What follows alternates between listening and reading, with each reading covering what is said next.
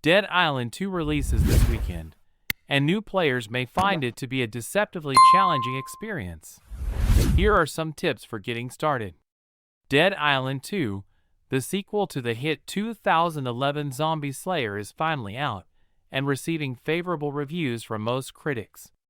In Dead Island 2, players take control of one of 6 Slayers, characters with unique abilities, who discover their immunity to a zombie virus may be able to produce a cure for humanity, leading them on a journey to discover the mystery behind the virus and how they can bring it to an end.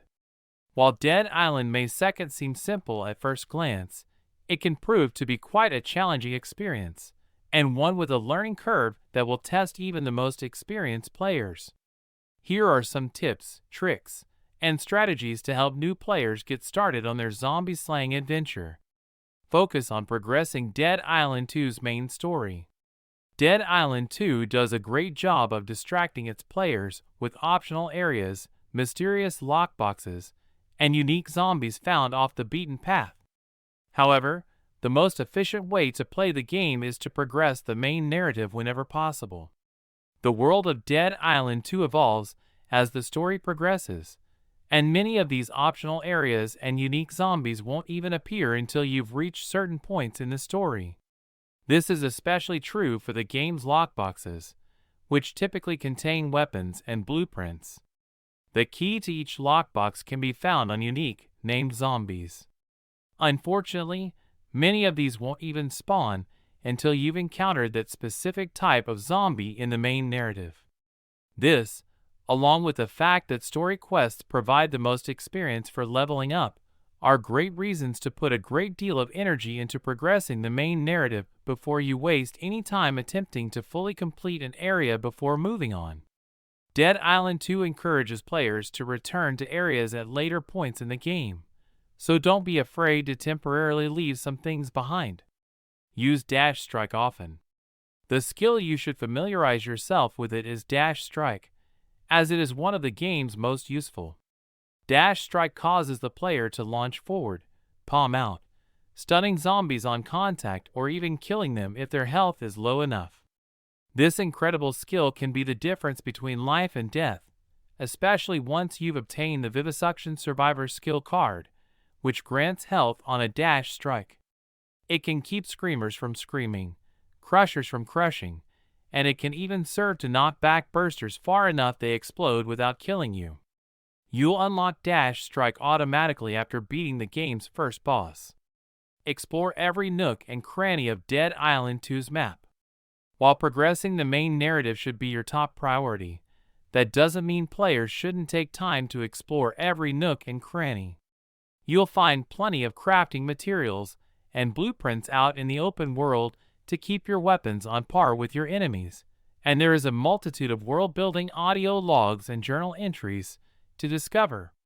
After you've progressed the story to the point where you've unlocked 9 of the game's 10 major locations, start backtracking and explore areas you've already been to. This will have opened up a bit, meaning you'll be able to reach areas that were previously unavailable.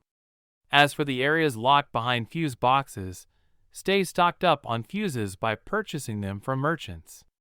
Merchants only sell 3 fuses at a time, which is the maximum amount you can hold at once. Fortunately, you can refresh their stock by heading to a different zone and returning. Every fuse-locked area contains a chest with a modded weapon inside it, so they are highly beneficial. Be cautious though, as most of these areas are filled with traps. Don't get stuck using one weapon. You don't have to play Dead Island too long before you start to realize how important weapons are.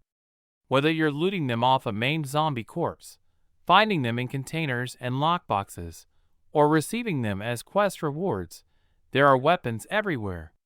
Almost all of them can be upgraded to match your current level, but not all weapons are created equal.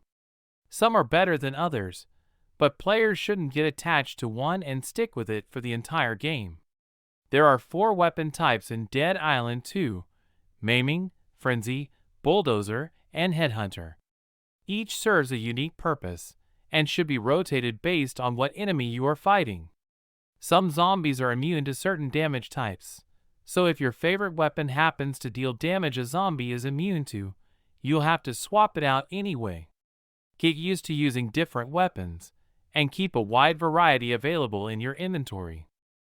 Save ammo for bosses and challenging enemies. It may not seem like it, but Dead Island 2 can be a frustratingly challenging experience, especially when it comes to bosses and the game's more evolved zombies. Luckily, you won't be stuck with melee weapons the whole time, and tough fights can get easier. Around the game's second act, you'll unlock the ability to find and use guns. These are some of the game's most devastating weapons, but ammo and the materials to fabricate it are scarce. Save your ammo for bosses, evolved zombies like screamers and crushers, and named zombies. You'll find that using guns on those more challenging enemies can make them walk in the park.